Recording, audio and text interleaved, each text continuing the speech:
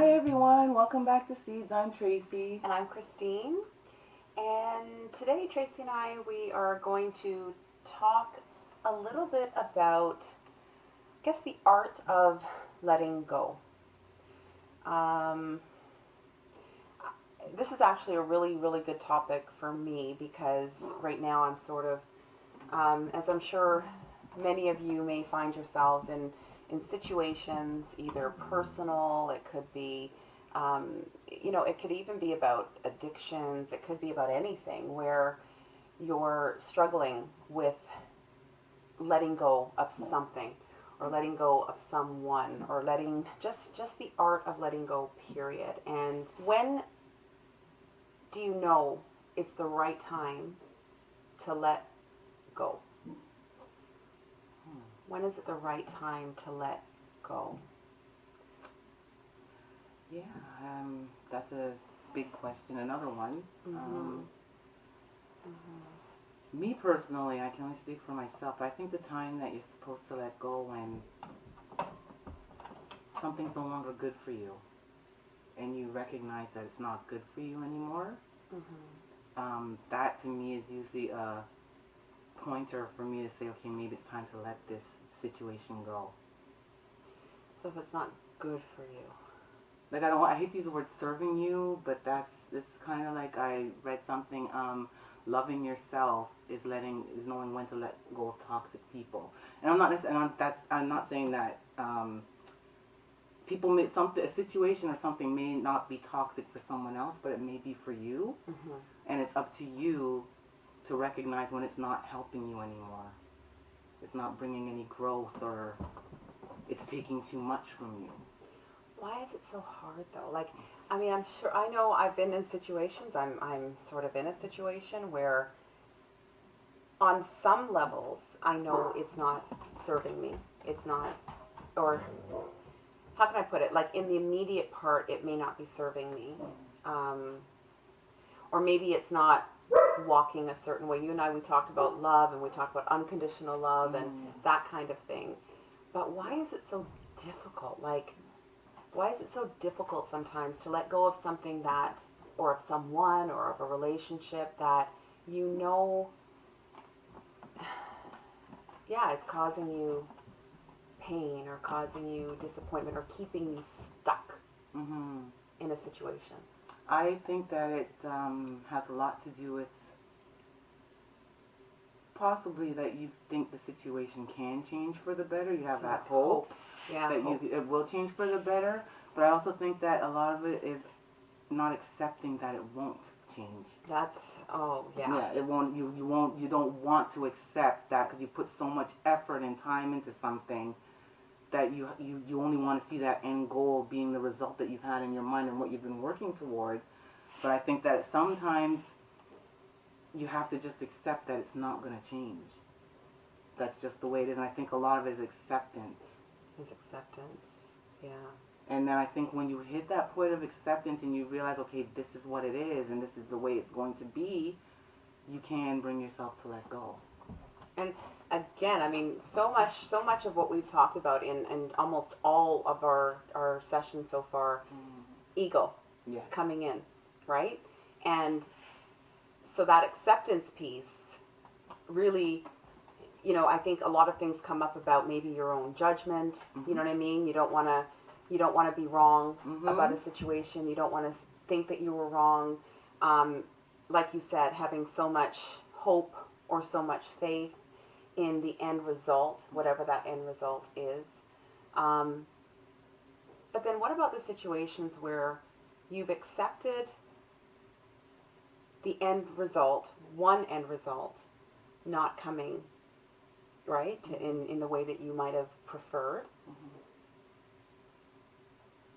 but the sense that maybe the person needs you, and the sense that maybe you're abandoning them, like when, I don't know. I think in that situation, the only way you can, I get what you're saying, you want to be there as kind of because you feel that you're helping them and you're helping them progress and grow. But I think that what will change that fact where you have to let go is when that person is taking everything that you're giving them and you're feeding them, but they're not showing any progress in changing. That they're still remaining the same, like that. And maybe you're not even helping them grow at all. Or that too. Maybe Absolutely. maybe you're kidding yourself Yeah. for a reason to stay. It maybe again, yeah, you're not really ready to let go for your own intention. Mm-hmm. So you're making yourself believe that you're doing a service To them. Mm-hmm. You know, by sticking it through. And I think that you'll see that you're not doing a service for them when nothing changes, when it still continues. Mm-hmm. Even though your intention is to help continue to serve them, even if it is for your own, I don't want to, but selfish reasons, that it is to let you stay in it. If they're not showing any progression in the service that you're giving them, then to me, it's wasting your time still, and it's time to let go. And what if they are? What if they are showing progression? What if they are actually showing steps of moving along, but it still feels on some levels somewhat toxic for you, but maybe not as toxic as it was before, or because of the progression or because of the improvement that they're making? When do you decide? Because it almost feels as if you're choosing you over them in a space where you are helping the situation. You are, you know, we talked about even kids. Let's apply this even to children. Okay, so I've seen people going through situations with their kids, and it's really weighing them down. It's really like, you know, maybe their kids are going through certain stages in their life, rebellious stages. They could be on drugs, or they could be, you know, involved with the wrong company. And to the extent that you see your child, you know, going in a wrong direction that you're afraid of, you can't abandon them. No. And somehow, and you know that your presence in their life might be the only anchor, it might be the only sense of stability, or the only rock, right, that they have to go, that they can come back to. You can't abandon them, but yet it's impacting you in such a huge way. You're losing sleep, you're you're losing weight or gaining weight, depending on what your coping mechanism is. Maybe it's a question of, okay, so if you there's the when do you let go, but then there's the thing of, okay, well, I'm not ready to let go, but then how do I deal with such a toxic thing? Where do I go to get my strength? Well, when it comes to children as well, the only thing I can advise in that situation is that when it is becoming very toxic for you, but you can let them know that, I personally think that that would be the time, if we're talking about children, to sit them down and say, look, this is what you're doing to me, and I can't be a part of this anymore.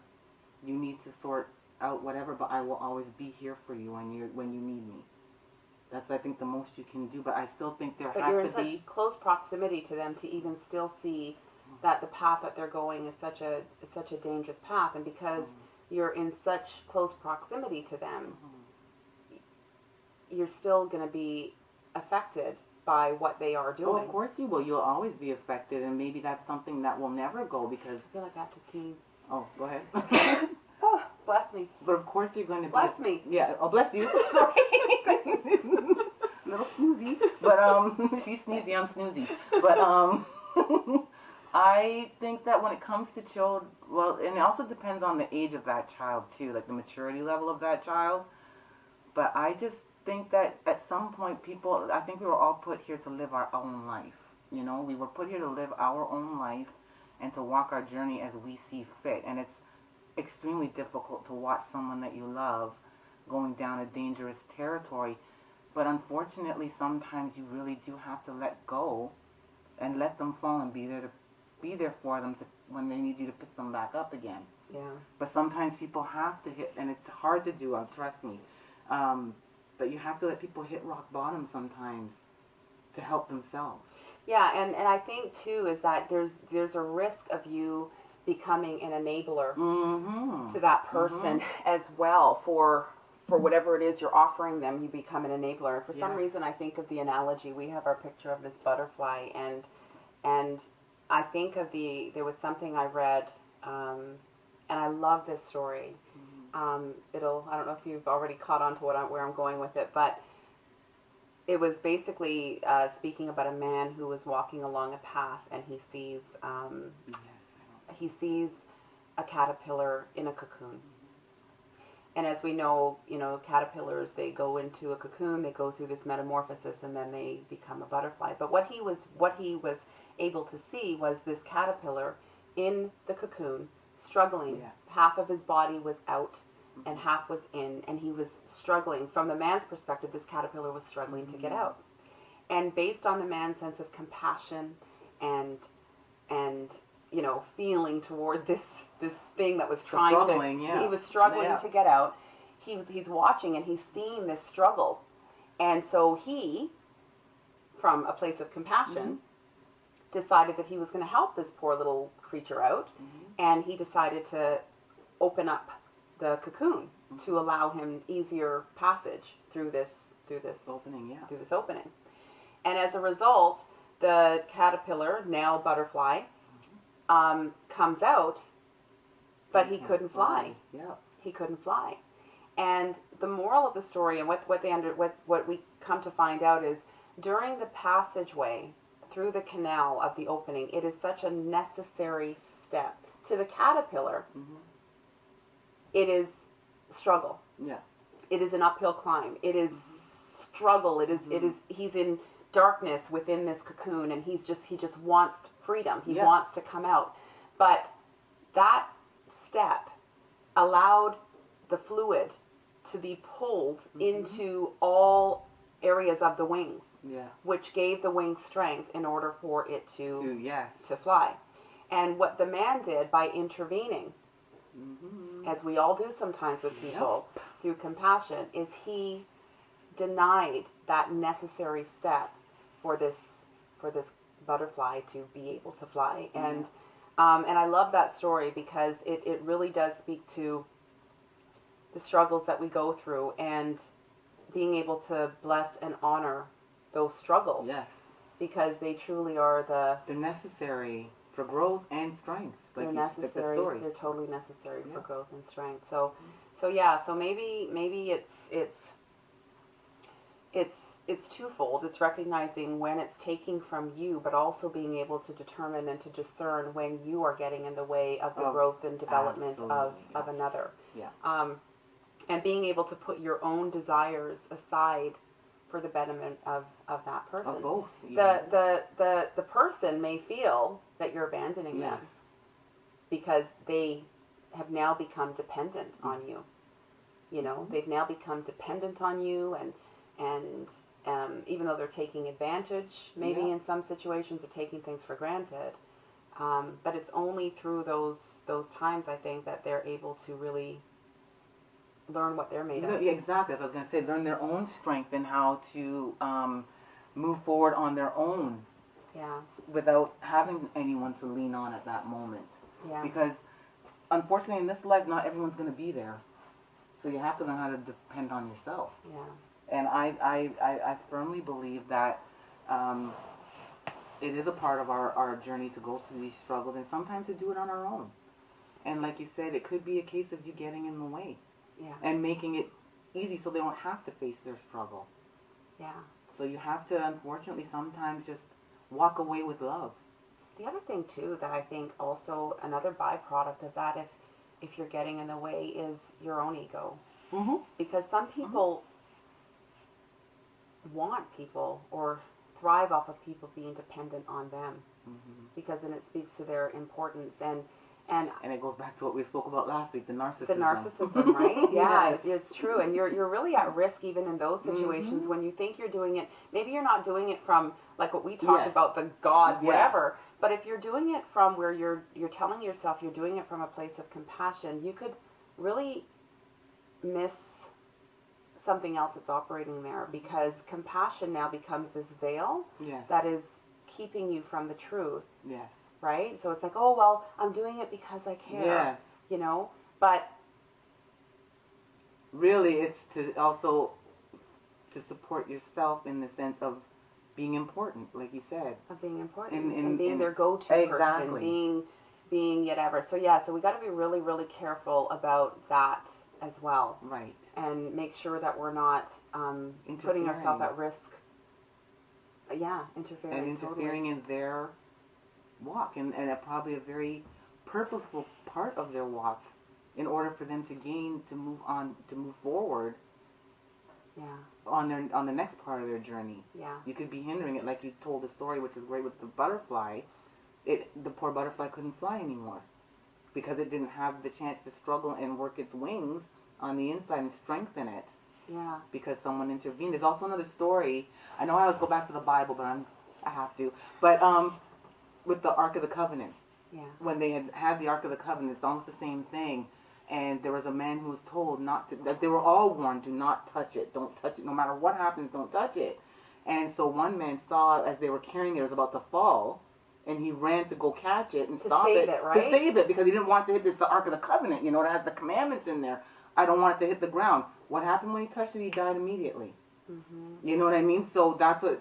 So it almost speaks to that whole thing that when they say that the road to hell is paved with good intentions. Yeah, exactly. Right? Oh, yeah. That's a good one. Yeah. Right? The road to hell. And again, and even this, we can talk about heaven, and we can talk about hell. Yeah. Some people will look at that in a very literal sense, the way the Bible depicts it. I myself, I look at it in terms of our state of being, our state of mind. But the road to hell, being paved with good intentions, and it's that same. And also, no good deed goes unpunished. Yeah, it's pretty much like that too.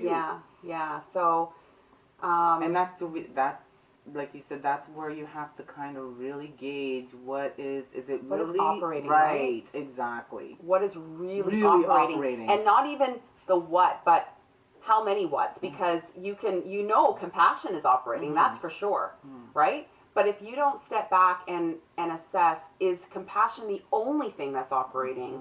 You could then go on that road of compassion and not know that there's something else operating, and now you've gotten in the way. Exactly. You've taken ego into the road of compassion with you. Yeah. Right? And there's no place for that in its pure sense, right? Not when it comes to that, no. Yeah, it's not about, and I think that's kind of the whole burying your head in the sand element that comes in, that don't get caught up in just, well, I'm doing this to help.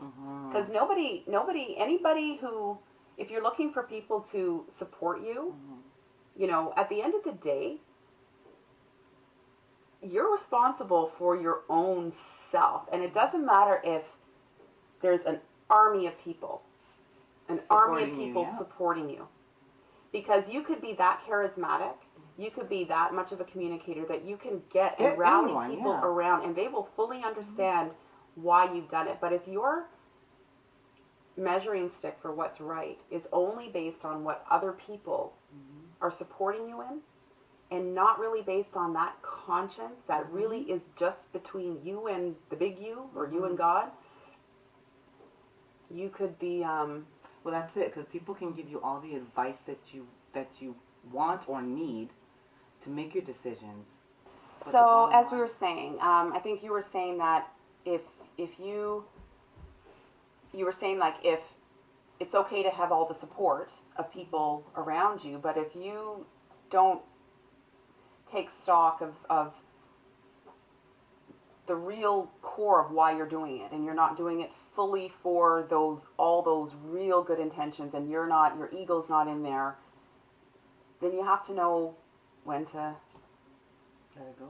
Yeah, and when to get out of the way and stop enabling or stop. You were speaking to about the spiritual leaders and how you have also, when you go to someone that you revere, you also for advice or for anything, for advice or stuff like that in your life, you also have to recognize that they are also a student.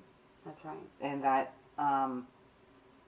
it's up to you to also let them know, or you have to be careful of if they're doing it for their own specific purposes, or to glorify themselves in helping you, or if it really is intended to help you. Yeah. It's Yeah, is it intended to really help you, or are they more interested in you just following what they say? Exactly. Right? So I think what I was trying to say, Mm-hmm. is like we have to even we have to ensure that the people who are helping us, that we're also helping them, and not giving away and giving them too much power, because sometimes they will abuse that power because it's very alluring. It's a very alluring place for some, when, it can be, when everyone is coming to you for advice or for direction and things like that. And as someone who leads, you really want to be leading with the spirit of not do as I say, but let me show you how you can get to your own answers. Let me help you so you can get to your own answers, so that you do not become dependent on me, so that you can. They can show you the path, but let you walk the path on your own. That's right. Walk the path on your own. And I think that any really good spiritual teacher out there would recognize they're a student as well. Yeah. So they would come from a place of humility. Yeah, and showing you, humility, love, absolutely love and compassion, and really just wanting to not even show you the path, make you aware of the path on your own. Yeah. This conversation seems to be morphing from letting go to reliance on people for guidance. Yes. And I mean, letting go comes into that as well, as when to know when to let go and let your own internal... And stand on your own. And stand on your own, yeah. Stand on your own, I think. And it's very difficult to come to the place of when to know, but I also believe that a lot of us instinctively know when we are pushing things and we should have let go a long time ago. I think we instinctively know, and we make a choice to stay in it. I think that there are, because trust me, I've been there, and you make a choice to stay in it because it is so hard to let go. And even what little bit of feeding it gives you, or nurturing it gives you, or nourishment it gives you, you want to hold on to that. But at some point, it does become toxic when you don't let it go in time. Yeah. And I'm not saying the people are toxic. The situation becomes, because people are. I don't believe in toxic people. I've seen a lot of stuff in quotes about toxic people. I don't think anyone is toxic. In and of themselves, you mean? Yes, but I think that people can be toxic for you. Like, who's toxic for me may be incredible for you. That's a really good point. You know what I mean? Yeah. And vice versa. So right. That's why I don't want to label it. That's why I'd rather say toxic situation, because I don't believe anybody's toxic. They just might not be good for you. Yeah. Yeah. Absolutely. And you have to recognize when you become toxic to other people too. That's true too. Yeah. I just don't know where else you could really go with that, except that it comes down to a personal decision within yourself to fully face the truth and accept it. And then know that, okay, now it's time for me to let go. Yeah. It's time for me to walk away. It's time for me to let go and let God. Yeah. You know, when do you decide to give up those reins, and are you listening? Are you really listening to that inner voice? Yeah, I think it's what we're saying is that it's knowing when to let go. I think a lot has to do with how much you're following your inner compass, how much you're listening to that inner voice that always tells you. I think because you were saying that you think that we all sort of know. Yes. And sometimes we choose to ignore it. We choose to ignore that. Yeah. That knowing. Yeah. And always, one piece of advice that you want to take from this is trust your inner instincts. Trust your intuition. It will not fail you. Yeah, never. It never has. When I've ignored it, that's when things have gone sour. Yeah. But when I listen to it, it always leads me in the right direction. It's very hard to listen to because sometimes you don't think it's real or what, but trust that inner instinct. Yeah. It's a God-given right. Yeah, some of the worst experiences I have had is when I have not listened to it, and I've heard it loud and clear. But it's you let other things get in the way, you know, other fears or other things get in the way, and then when I think back to some of the times, and conversely, like you said, that when I've listened to it, it's always steered me right. Exactly. And sometimes it's hard to listen to because it's giving you that answer you don't want. That's right. It's telling you exactly what you don't want to hear. Yeah, and then you're like, oh no, that wasn't it. Exactly. So you excuse it off. It's like, yeah, whatever. And then you go do it, and it's like, oh, you know. So I think we all have. I know we all have that in us. It's up to us to trust it. Yeah. Trust it, and then you will know when it's time to let go. Yeah. Wow. So again, this coming back to the whole art of letting go. A lot of talk has been centered around the whole moment of now and being in the present moment. And I really think that at the core of this art of letting go has to do with, you mentioned acceptance, but this being in the moment of now, living in the moment of the eternal moment of now. Because if you're stuck in the past and you're holding on to past things, you're not letting go, and therefore you're not really and truly experiencing and operating in the present moment, which it's a eternal process of acceptance as well. Absolutely. Right? Accepting what is in front of you and constantly accepting what is constantly being... And that's it. You have to sit there and think, okay, what does it look like right now? Yeah. And base your decision on that moment. Not what have you attached to it, what have you invested in it, itself. What do you decide it should look like in the future? Because, I mean, we could get into the whole thing about time. Really, time doesn't really exist. It's like an illusion, right? The only thing that we ever have is right now. Always. Always right now, right now, right now. Yep. Again. It's funny, my niece, I bought her, I saw this thing, and it was for her birthday, and I just thought it's the perfect thing. It was a watch. And, you know, it was a watch, and it had the dials and everything, but in replace of, you know, the number 1, 2, 3, 4, 5, around to 12, it said now. Ooh, now, that's awesome. now, I love now. that. So basically, the idea behind that is, it's functional in that it does tell you the time because it has the dials. Right. But if anybody asks what time it is, it's now. Exactly. Now. The eternal moment of now. Well, that's my mantra for 2015. The eternal and let me moment tell you something, that has made it so much easier to let go of things that I needed to let go of, was trying to, it's always, like you said, it's a constant struggle, but remaining in the eternal moment of now. That is mastery of letting go. Oh my goodness. You've mastered letting go. Yes. And it frees you from so much attachments and anything to do with the past, because you go back to thinking, okay, well, what does it look like right now? That's right. Right now. Never mind what happened in the past or whatever continued the past.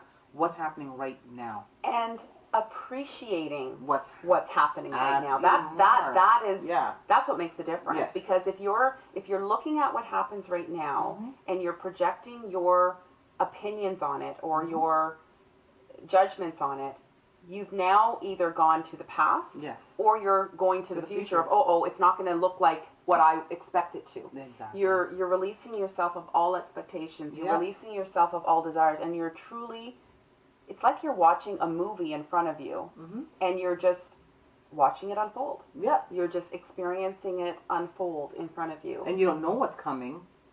But you can be in anticipation of it in terms of, okay, what's around the corner? Yeah, but you don't know. But you don't know. And that is really the true art of letting go.